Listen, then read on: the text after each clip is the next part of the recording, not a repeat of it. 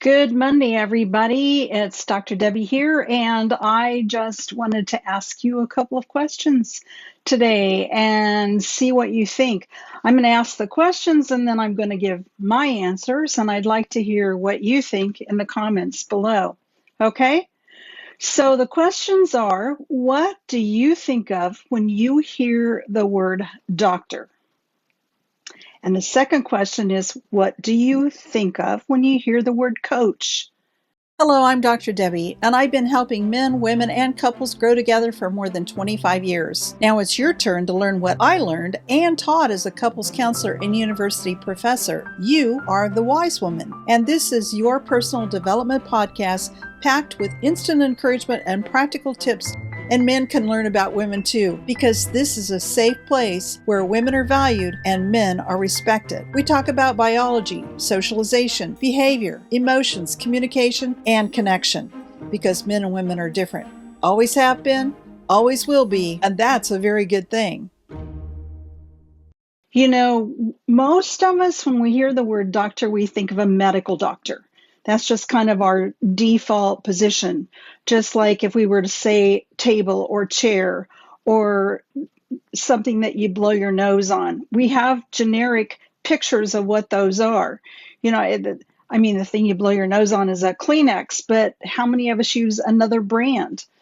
You know, it's the words that we use over time have really gotten very scrambled up, where it gets to be difficult to even know for sure if you're talking about the same thing. So a while back, I looked up the word doctor, and originally doctor meant teacher. Boy, who knew that, right? So it was those guys who, mostly guys, in the early days who got a PhD and taught in the university. So Dr. So-and-so was actually a professor, someone who taught.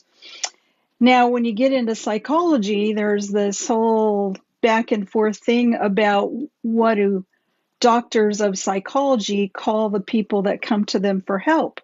You know, I've typically called them clients, but I know a lot of people in the field of psychology that refer to the people they help as patients.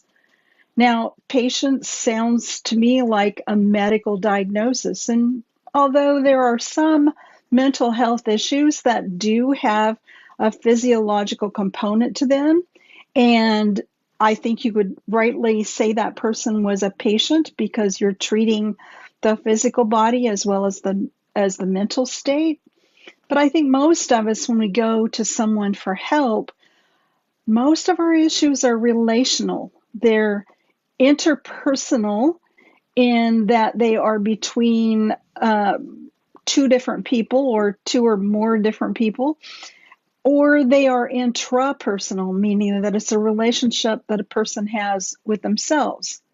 Now, that's not to say that, you know, having issues cannot affect your brain chemistry, but I like the idea of starting at the root cause rather than treating the symptom, because if you are treating only the symptom, then you never get to what it is that's really going on, and it's usually something lacking in a relationship. Okay? So I was trained as a clinical psychologist, and as a clinical psychologist, I learned lots of different ways to work with people. In the beginning, I learned client-centered therapy, which was by Carl Rogers. I went through a phase where I looked at psychodynamic therapy, and then on the last thing that I looked at was emotionally focused therapy. And the last one actually really does emphasize relationships. So an interesting way of looking at the word doctor and what that means to you with where you are today in terms of how satisfied you are with your life and your relationships, how well you regulate your emotions and function in everyday life. So, is a psychologist still a teacher? It's a good question to ask, right? So, as I have moved more into the teaching realm, I thought, well, if I still call myself doctor, that ties me to the identity of a clinical psychologist. But what about those of us who are actually teaching? the original meaning of the word doctor.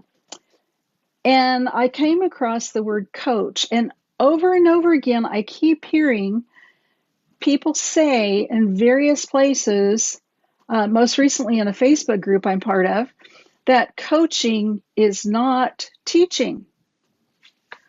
Well, that's kind of interesting because if you go to talk to your football coach, isn't he an expert in football?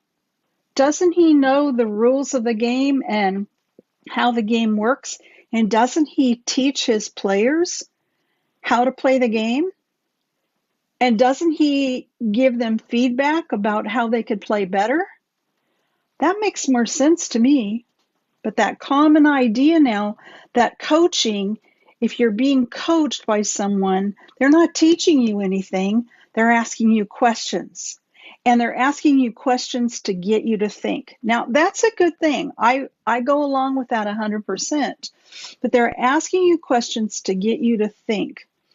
And they're looking for patterns that they're going to point out to you.